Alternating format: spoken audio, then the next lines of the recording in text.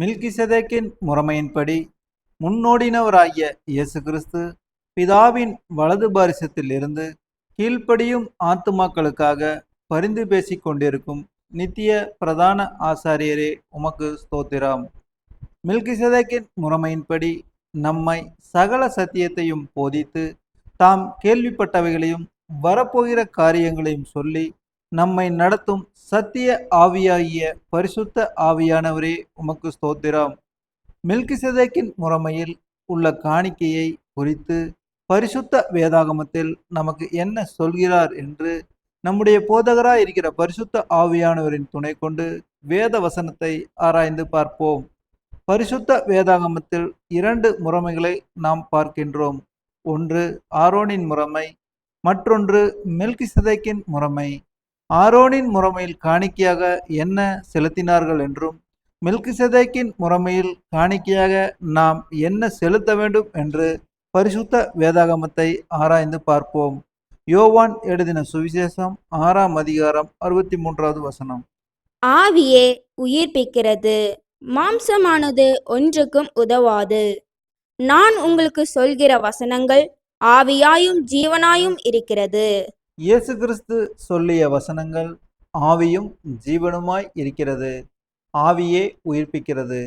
ஆரோனின் முறைமையில் அழைக்கப்பட்டவர்கள் இஸ்ரவேல் ஜனங்கள்.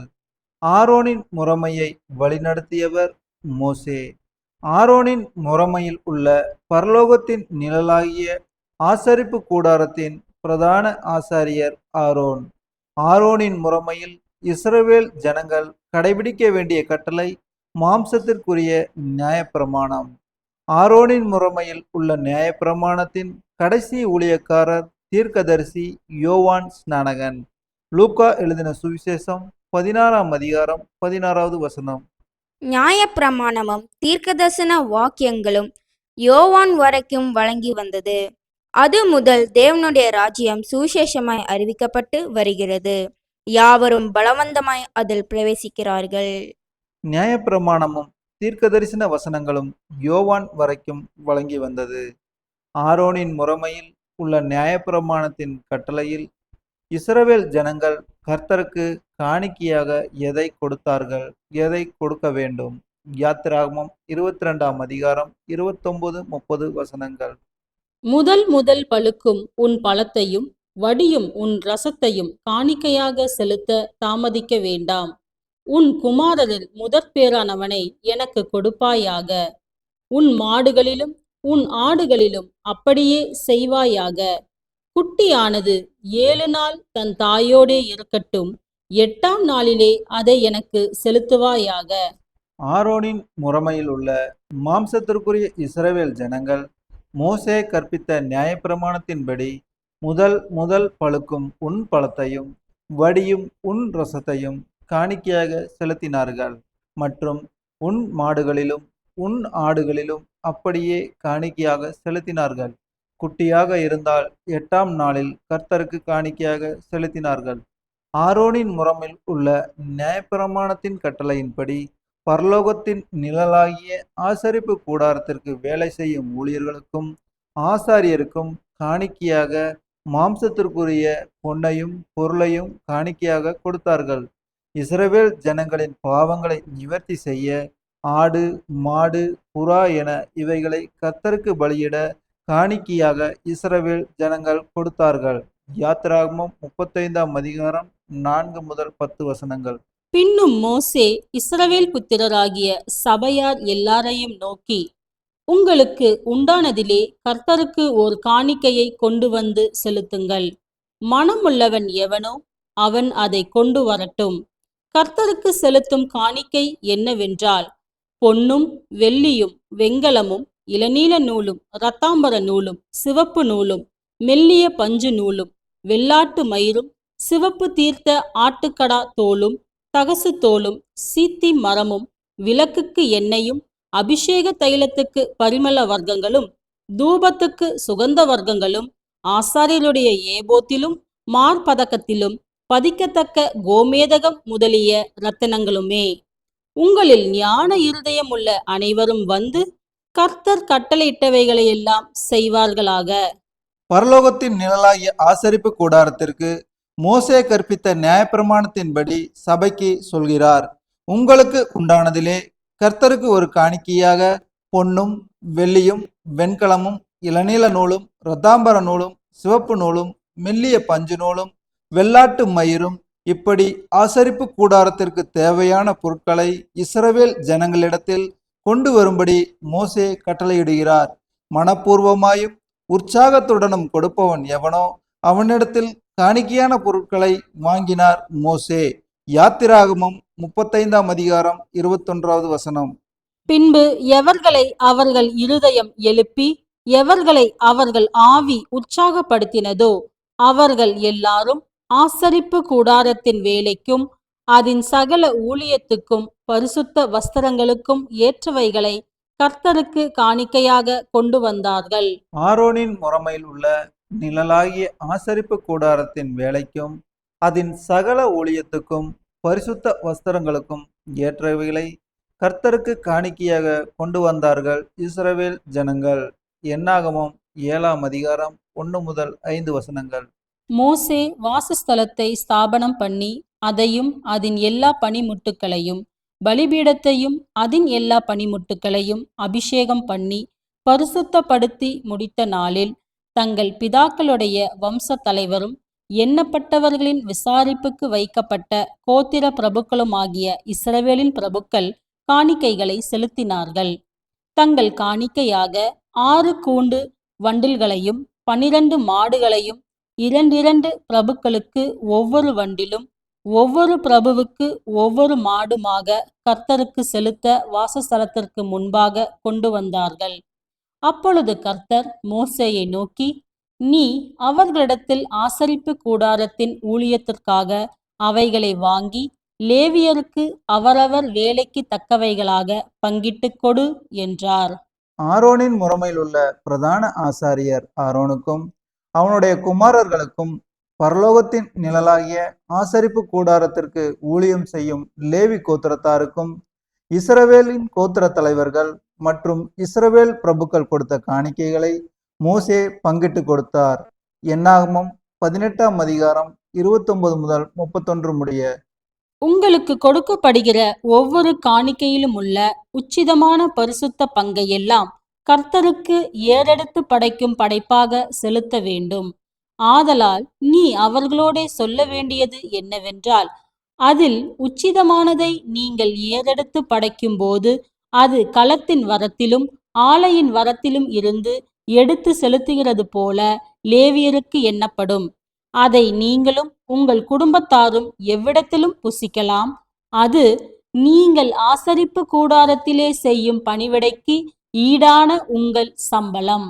ஆரோனின் முறைமையில் இஸ்ரவேல் ஜனங்கள் உச்சிதமான காணிக்கையான பொருட்களை கொடுத்தார்கள். பரலோகத்தின் நிழலாகிய ஆசரிப்பு கூடாரத்திலே வேலை செய்யும் லேவி கோத்திரத்தாருக்கு கர்த்தர் கொடுக்கும் சம்பளம். பரலோகத்தின் நிழலாகிய ஆசரிப்பு கூடாரத்திற்கு இஸ்ரவேலின் 11 கோத்திரத்தாரும் காணிக்கைகளையும் தசமபாகத்தையும் கொடுத்து நியாயப்பிரமாணத்தின்படி மோசேயினுடைய கட்டளைக்கு கீழ்ப்படிந்தார்கள். எபிரேயர் 8 3-5. ஒவ்வொரு பிரதான ஆசாரியனும் காணிக்கைகளையும் பலிகளையும் செலுத்தும்படி நியமிக்கப்படுகிறான். ஆதலால் செலுத்தும்படிக்கு ஏதோ ஒன்று இருவருக்கும் அவசியம் வேண்டியதாயிருக்கிறது. பூமியிலே அவர் இருப்பாரானால் ஆசாரியராய் இருக்க மாட்டார். ஏனெனில் நியாயப்பிரமாணத்தின்படி காணிக்கைகளை செலுத்துகிற ஆசாரியர்கள் இருக்கிறார்களே. இவர்கள் செய்யும் ஆராதனை பரலோகத்தில் உள்ளவைகளின் சாயலுக்கும் நிழலுக்கும் ஒத்திருக்கிறது. அப்படியே மோசே கூடாரத்தை உண்டு பண்ண போகையில், மலையிலே உனக்கு காண்பிக்கப்பட்ட மாதிரியின்படியே நீ எல்லாவற்றையும் செய்ய எச்சரிக்கையாய் இரு என்று தேவன் அவனுக்கு கட்டளையிட்டார். ஆரோனின் முறைமைக்கும் மில்கிசேதேக் முறைமைக்கும் பிரதான ஆசாரியனுக்கு காணிக்கைகளும் பலிகளும் ஏதோ ஒன்று இருவருக்கும் அவசியம் வேண்டியதாய் இருக்கிறது. பரலோகத்தின் நிழலாகிய ஆசரிப்பு கூடாரத்திற்கு நியாயப்பிரமாணத்தின்படி பூமியிலே காணிக்கையாக பொன் ஆபரணங்களையும் பலியாக ஆடு மாடு புறா இவற்றை காணிக்கையாகவும் பலியாகவும் செலுத்தினார்கள். நியாயப்பிரமாணத்தின்படி இது பரலோகத்திலுள்ள சாயலுக்கும் நிழலுக்கும் ஒத்து இருக்கிறது. மில்கிசதேக் முறைமையில் பரலோகத்திலுள்ள மகத்துவ ஆசனத்தின் வலது பாரிசத்திலே உட்கார்ந்திருக்கிறவருமாய் பரிசுத்த ஸ்தலத்திலும் மனுஷரால் அல்ல கர்த்தரால் ஸ்தாபிக்கப்பட்ட மெய்யான கூடாரத்திலும் ஆசாரிய ஊழியம் செய்கிறவருமாய் இருக்கிற பிரதான ஆசாரியர் இயேசு கிறிஸ்து. இவருக்கும் காணிக்கை பலி தேவைப்பட்டது. அதனால் மெய்யான கூடாரத்திற்கு போக தன்னையே காணிக்கையாக பலியாக ஒப்பு கொடுத்து மாம்சத்திற்கு மரித்து ஆவியிலே உயிர்த்தார். இப்பேற்பட்ட மகத்துவமான மகா பிரதான ஆசாரியர் நமக்கு இருக்கிறார். ஆரோனின் முறைமையில் உள்ள மோசே கற்பித்த கட்டளையாகிய மாம்சத்திற்குரிய நியாயப்பிரமாணம் யோவான் ஸ்நானகன் வரை வழங்கி வந்தது. அது முதல் தேவனுடைய ராஜ்யம் சுவிசேஷமாக அறிவிக்கப்பட்டது. மத்தேயு எழுதின சுவிசேஷம் 4ஆம் அதிகாரம் 12வது வசனம். யோவான் காவலில் வைக்கப்பட்டான் என்று இயேசு கேள்விப்பட்டு கலிலேயாவுக்கு போய் ஆரோனின் முறைமையில் உள்ள மோசே கற்பித்த நியாயப்பிரமாணத்தின் கடைசி ஊழியக்காரன் யோவான் ஸ்நானன் வரை இந்த பிரமாணம் வழங்கி வந்தது. யோவான் ஸ்நானன் காவலில் அடைக்கப்பட்டான். மாம்சத்திற்குரிய நியாயப்பிரமாணம் காவலில் அடைக்கப்பட்டது என்று இயேசு கேள்விப்பட்டு புறஜாதி தேசமாகிய கலிலேயாவுக்கு போய் தேவனுடைய ராஜ்யத்தை பிரசங்கித்தார். மாம்சத்திற்குரிய பிரமாணம் 7 வருட உபத்திரவ காலத்தில் மறுபடியும் வரும். கலாத்தியர் 4ஆம் அதிகாரம் 22 முதல் 25 வசனங்கள். ஆபிரகாமுக்கு 2 குமாரர் இருந்தார்கள் என்று எழுதியிருக்கிறது. ஒருவன் அடிமையானவளிடத்தில் பிறந்தவன், ஒருவன் சுயாதீனம் உள்ளவளிடத்தில் பிறந்தவன். அடிமையானவளிடத்தில் பிறந்தவன் மாம்சத்தின்படி பிறந்தான், சுயாதீனம் உள்ளவளிடத்தில் பிறந்தவன் வாக்குத்தத்தத்தின்படி பிறந்தான். இவைகள் ஞான அர்த்தமுள்ளவைகள். அந்த ஸ்திரீகள் 2 ஏற்பாடுகளாம். ஒன்று சீனாய் மலையில் உண்டான ஏற்பாடு. அது அடிமைத்தனத்திற்குள்ளாக பிள்ளை பெறுகிறது. அது ஆகார் என்பவள்தானே. ஆகார் என்பது அரபி தேசத்தில் உள்ள சீனாய் மலை.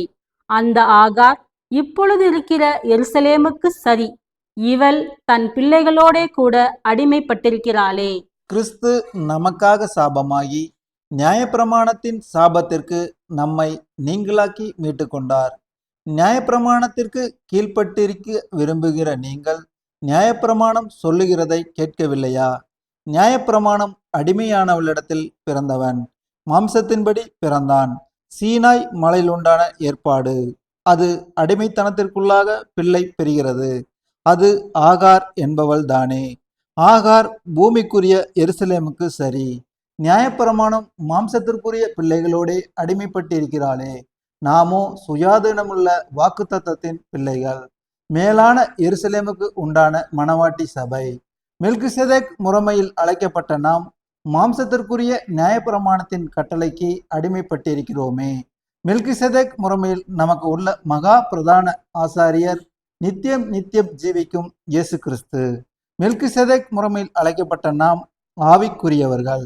மெல்கிசேதேக் முறைமையை நமக்கு போதித்து நம்மை சகல சத்தியத்திற்குள்ளும் நடத்துபவர் பரிசுத்த ஆவியானவர். மெல்கிசேதேக் முறைமையின்படி நமக்கு கொடுக்கப்பட்ட பிரமாணம் கிருபையும் சத்தியமும். மெல்கிசேதேக் முறைமையின்படி நம்மை முழுக்க வழிநடத்தி பரலோக ராஜ்யத்திற்கு அழைத்து செல்பவர் பரிசுத்த ஆவியானவர். மெல்கிசேதேக் முறைமையின்படி ரட்சிக்கப்பட்ட நாம் எதை காணிக்கையாக செலுத்த வேண்டும்?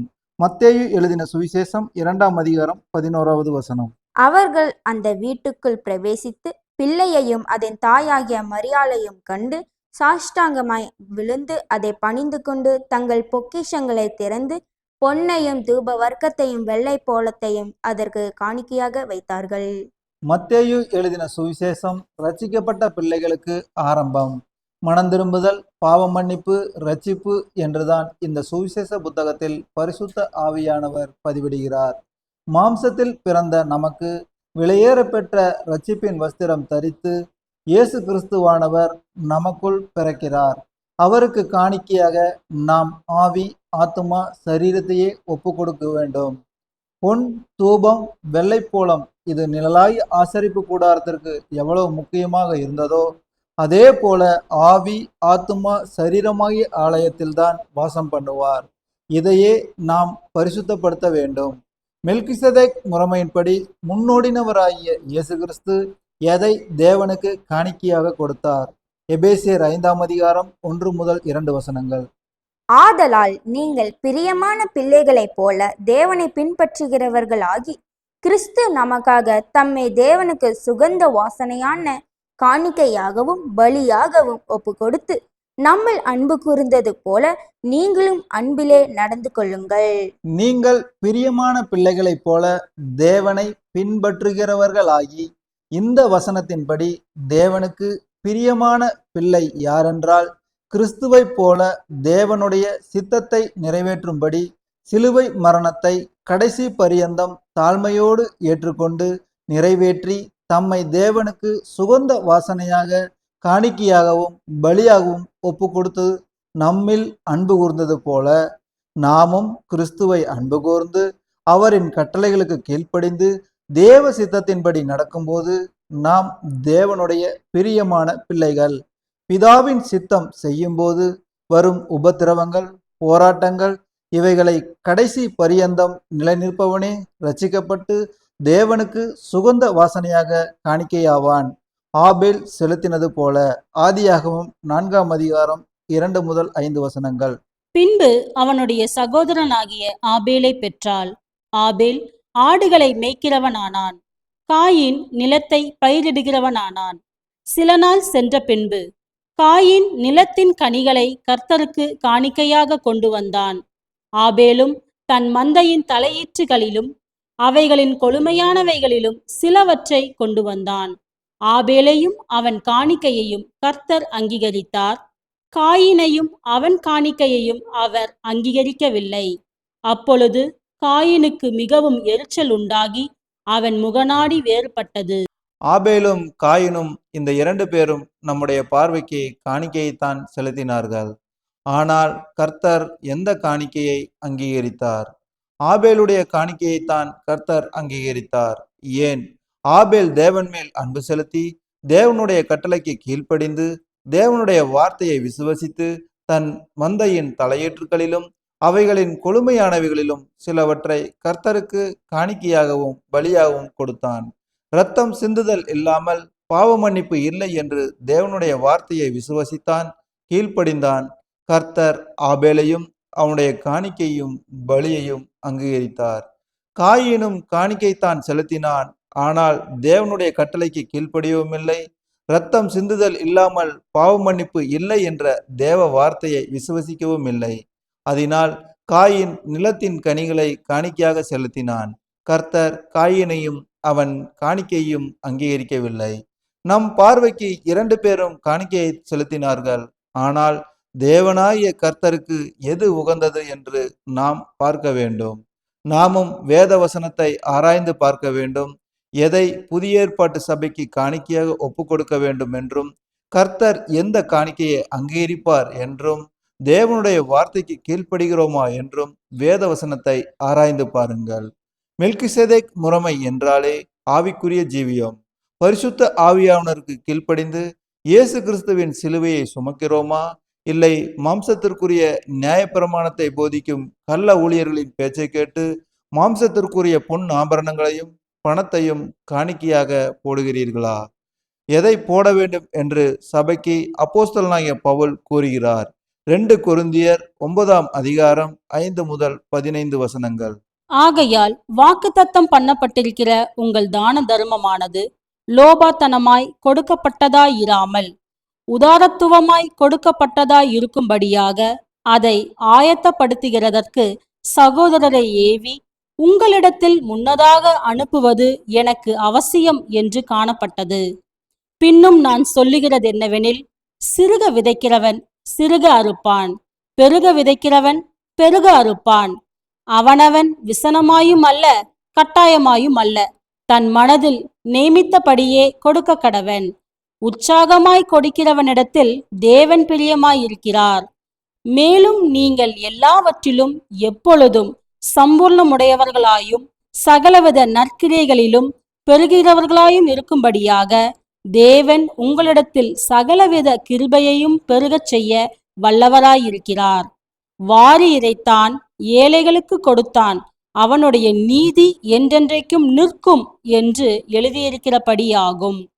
விதைக்கிறவனுக்கு விதையையும் புசிக்கிறதற்கு ஆகாரத்தையும் அளிக்கிறவர் உங்களுக்கு விதையை அளித்து அதை பெருகப் பண்ணி உங்கள் நீதியின் விளைச்சலை வர்த்திக்க செய்வார். தேவனுக்கு எங்களால் ஸ்தோத்திரம் உண்டாவதற்கு ஏதுவாயிருக்கும் மிகுந்த உதார குணத்திலே நீங்கள் எவ்விதத்திலும் சம்பூர்ணமுள்ளவர்களாவீர்கள். இந்த தர்ம சகாயமாகிய பணிவிடை பரிசுத்தவான்களுடைய குறைவுகளை நீக்குகிறதுமல்லாமல் அநேகர் தேவனை ஸ்தோத்தரிப்பதினாலே சம்பூர்ண பலனுள்ளதாயும் இருக்கும். அவர்கள் இந்த தர்ம சகாயத்தினால் ஆகிய நன்மையை அனுபவித்து நீங்கள் கிறிஸ்துவின் சுவிசேஷத்தை கீழ்ப்படிதலோடே அறிக்கையிட்டிருக்கிற நிமித்தமும் தங்களுக்கும் மற்ற அனைவருக்கும் நீங்கள் உதாரத்துவமாய் தர்மம் செய்கிறது நிமித்தமும் அவர்கள் தேவனை மகிமைப்படுத்தி உங்களுக்காக வேண்டுதல் செய்து தேவன் உங்களுக்கு அளித்த மிகவும் விசேஷித்த கிருபை நிமித்தம் உங்கள் மேல் வாஞ்சையாய் இருக்கிறார்கள். தேவன் அருளிய சொல்லி முடியாத ஈவுக்காக அவருக்கு சோத்திரம். கர்த்தரால் அழைக்கப்பட்ட ஊழியக்காரனுக்கு விதைக்கிறதற்கு விதையாகிய தேவனுடைய வசனமும் ஆத்துமா புசிப்பதற்கு தேவனுடைய வார்த்தையாகிய ஆகாரமும் தேவன் கொடுக்கிறார். இவர்கள்தான் ஆவிக்குரிய ஐஸ்வர்யவான்கள். வாரி இறைத்தான், கிறிஸ்துவின் சுவிசேஷத்தை ஏழைகளுக்கு கொடுத்தான். பரிசுத்த ஆவியானவர் கூறினதையே தன் மனதில் நியமித்தபடியே வேத வசனத்தை கொடுத்தான். உற்சாகமாய் கிறிஸ்துவின் வசனத்தை கொடுக்கிறவனிடத்தில் தேவன் பிரியமாய் இருக்கிறார். சிறுக விதைக்கிறவன் சிறுக அறுப்பான், பெருக விதைக்கிறவன் பெருக அறுப்பான். அவனுடைய நீதி என்றென்றைக்கும் நிற்கும். பரிசுத்த ஆவியானவருக்கு கீழ்ப்படிந்து அவர் கூறும் தேவ வார்த்தைக்கு கீழ்ப்படிந்து விசுவசித்து நடக்கும் ஊழியக்காரனுடைய நீதி என்றென்றைக்கும் நிற்கும். இப்படிப்பட்ட ஊழியக்காரனுடைய நீதியின் விளைச்சலை வர்த்திக்க செய்வார். கிறிஸ்துவின் சுவிசேஷத்தை கொடுப்பதுதான் தர்ம சகாயமாகிய பணிவிடை. இந்த சுவிசேஷம்தான் பரிசுத்தவான்களுடைய குறைவுகளை நீக்குகிறது. இதனால் அநேகர் தேவனை ஸ்தோத்தரிக்கிறார்கள். சம்பூர்ண பலனுள்ளதாயும் இருக்கும். கிறிஸ்துவின் சுவிசேஷத்தை கீழ்ப்படிதலோட அறிக்கையிட வேண்டும். கிறிஸ்துவின் சுவிசேஷத்தை தர்ம சகாயமாக செய்கிறது நிமித்தம் சுவிசேஷத்தை கேட்டவர்கள் தேவனை மகிமைப்படுத்த வேண்டும்.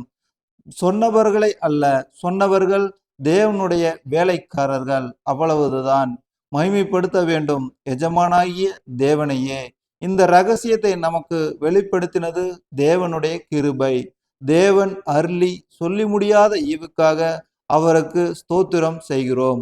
லூக்கா எழுதின சுவிசேஷம் 21ஆம் அதிகாரம் 1 முதல் 4 வசனங்கள். அவர் கண் நேரிட்டு பார்த்தபோது ஐஸ்வர்யவான்கள் காணிக்கை பெட்டியிலே தங்கள் காணிக்கைகளை போடுகிறதை கண்டார். ஒரு ஏழை விதவை அதிலே 2 காசை போடுகிறதையும் கண்டு, இந்த ஏழை விதவை மற்ற எல்லாரை பார்க்கிலும் அதிகமாக போட்டாள் என்று மெய்யாகவே உங்களுக்கு சொல்கிறேன். அவர்கள் எல்லாரும் தங்கள் பரிபூர்ணத்திலிருந்து எடுத்து தேவனுக்கென்று காணிக்கை போட்டார்கள். இவளோ தன் வறுமையிலிருந்து தன் ஜீவனத்துக்கு உண்டாயிருந்ததெல்லாம் போட்டுவிட்டாள் என்றார். லூக்கா எழுதின சுவிசேஷம் பரிசுத்த ஆவியை பெற்று ஊழியம் செய்பவர்களுக்கு எழுதப்பட்டது. எப்படி ஊழியம் செய்ய வேண்டும் என்று பரிசுத்த ஆவியானவர் கூறுகிறார். இந்த இடத்தில் 2 விதமான ஊழியக்காரனை குறித்து பரிசுத்த ஆவியானவர் கூறுகிறார். இயேசு கிறிஸ்து காணிக்கை பெட்டியிலே தங்கள் காணிக்கைகளை போடுகிறதை பார்க்கிறார். ஐஸ்வர்யவான்கள், ஆவிக்குரிய ஐஸ்வர்யவான்கள், அநேக ஆத்துமாக்களுக்கு போதித்து வழி நடத்துபவர்கள். இவர்கள் தங்களுக்கு கிடைத்த பரலோகத்தின் பொக்கிஷத்தையும் வெளிப்பாடுகளையும் எவ்வளவு காணிக்கை பெட்டியிலே போடுகிறார் என்று இயேசு கிறிஸ்து பார்க்கிறார். அவர்கள் எல்லோரும் தங்கள் பரிபூர்ணத்திலிருந்து எடுத்து தேவனுக்கென்று கொஞ்சத்தை காணிக்கை போட்டார்கள். தங்களுக்கு கிடைத்த வெளிப்பாடுகள், பரலோகத்தின் ரகசியத்தை எடுத்து கொஞ்சமாக காணிக்கை பெட்டியிலே போடுகிறார்கள். ஆனால் ஏழை விதவை, ஏழை சத்தியத்தையே அப்படியே கூறும்போது ஆத்துமாக்கள் குறைவாக உள்ள ஏழை, விதவை சத்தியத்தை கூறும்போது எல்லாராலும் கைவிடப்பட்ட விதவை. இவள் எதை காணிக்கையாக போட்டாள்? தன் ஜீவனத்துக்கு உண்டானதை. ஜீவனுக்கு எது தேவை? வேதவசனம். தன்னுடைய ஜீவனத்துக்கு கொடுத்த வெளிப்பாடு பரலோகத்தின் சுவிசேஷத்தை அப்படியே உள்ளபடி உள்ளதை போடுகிறாள்.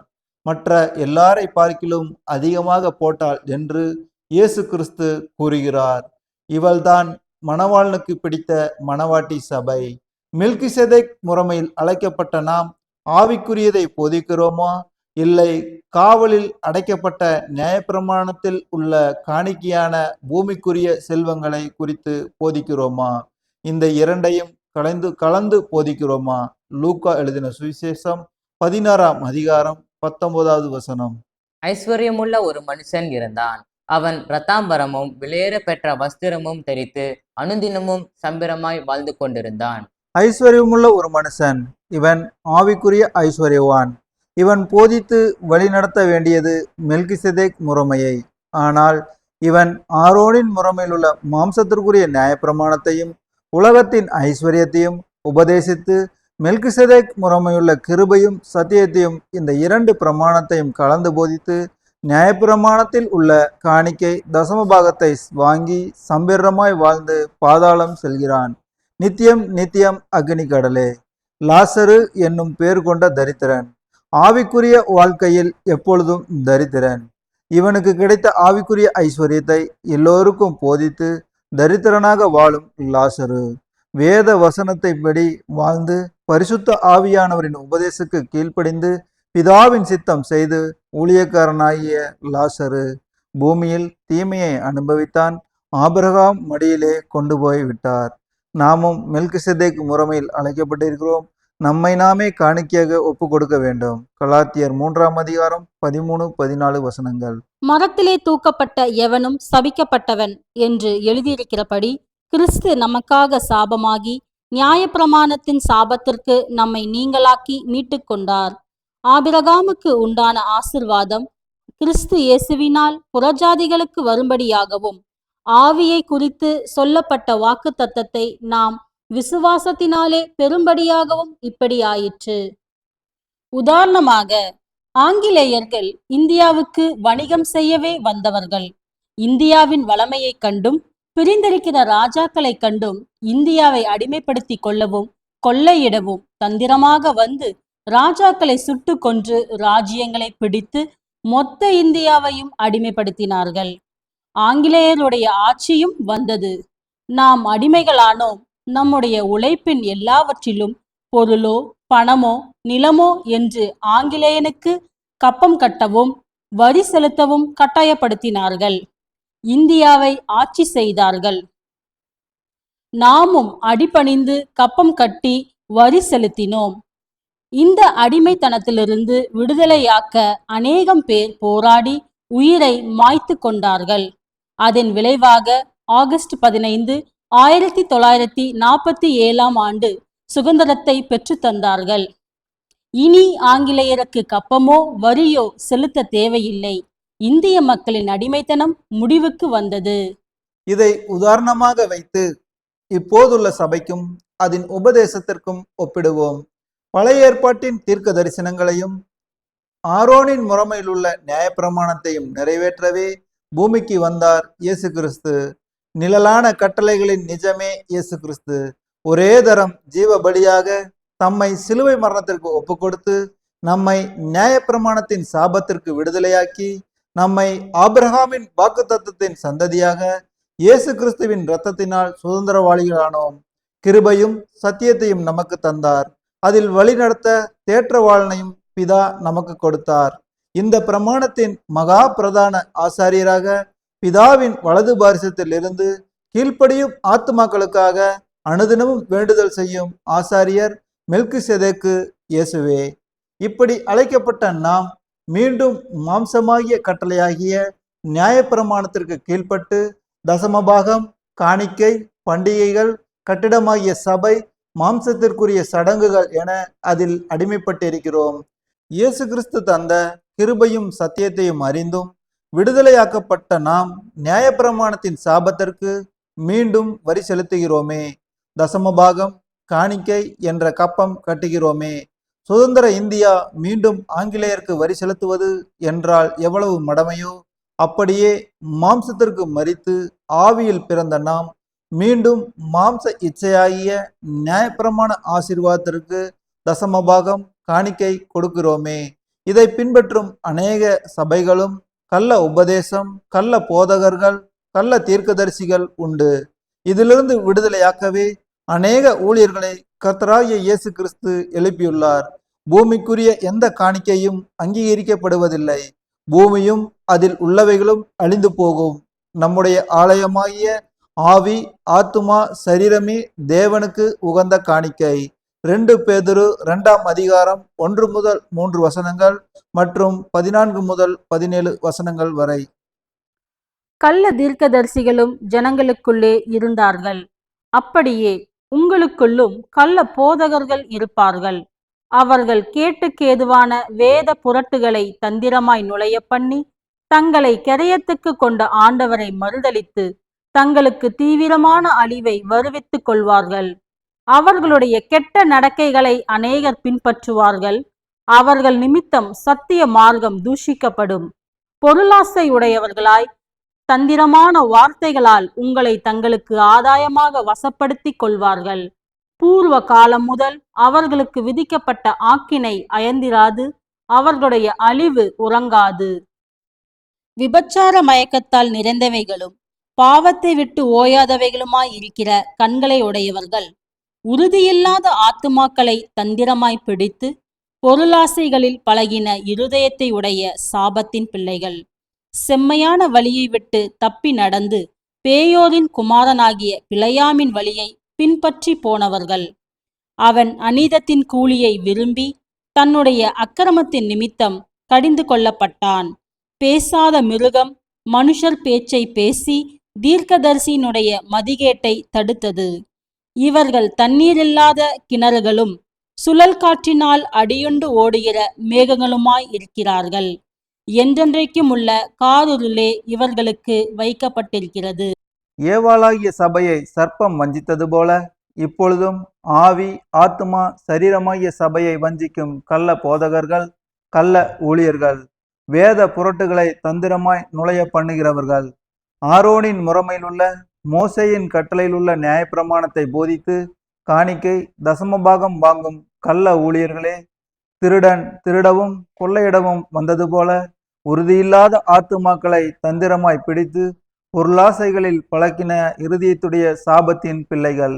பிழையோமின் வழியை பின்பற்றும் கள்ள ஊழியக்காரர்கள் அன்றாடம் வேலை செய்து வெயிலிலும் மழையிலும் கஷ்டப்பட்டு சம்பாதிக்கும் பணத்தை தந்திரமாய் பேசி இயேசு கிறிஸ்து நிறைவேற்றி முடித்த நியாயப்பிரமாணத்தை போதித்து மாம்சத்துக்குரியதை பேசி காணிக்கையாக செல்வங்களையும் பொருட்களையும் தசமபாகத்தை வாங்கி உல்லாசமாக தெரியும் கள்ள ஊழியர்களே, குற்றமில்லாத இரத்தத்தை காட்டி கொடுத்த யூதாசை போல நீங்களும் மறுபடியும் சிலுவையில் அறையும் கள்ள ஊழியர்களே, உறுதியில்லாத ஆத்துமாக்களை பயமுறுத்தி காணிக்கை தசமபாகம் வாங்கும் கொள்ளையர்களே, நாய் கக்கினதை தின்னவும் கழுவப்பட்ட பன்றி சேற்றிலே புரளவும் திரும்பினது போல நீங்களும் கள்ள போதனையை போதிக்கிறீர்களே, ஏழைகளிடத்தில் வாங்கும் காணிக்கை தசமபாகத்தை வாங்கி வயிற்றை வளர்க்கும் கள்ள போதகர்களே, தசமபாகம் காணிக்கை போட்ட ஏழைகள் விதவைகள் வாடகை வீட்டில் தங்குகிறார்கள். ஆனால் அவர்களிடத்தில் தந்திரமாய் வாங்கும் கள்ள போதகர்கள் ஆடம்பர வாகனத்திலும் ஆடம்பர வீடுகளிலும் வாழ்ந்து வருகிறீர்களே, பூர்வகாலம் முதல் அவர்களுக்கு விதிக்கப்பட்ட ஆக்கினை அயர்ந்திராது, அவர்களுடைய அழிவு உறங்காது என்று பரிசுத்த ஆவியானவர் கூறுகிறார். உறுதியில்லாத ஆத்துமாக்களை உடையவர்களே, வேத வசனத்தை ஆராய்ந்து பாருங்கள். ஆரோனின் முறைமை என்றால் என்ன? அதனை வழிநடத்தியவர் யார்? அதற்கு பிரமாணம் எது? அது எதுவரைக்கும் வழங்கி வந்தது? மெல்கிசேதேக் முறைமை என்றால் என்ன?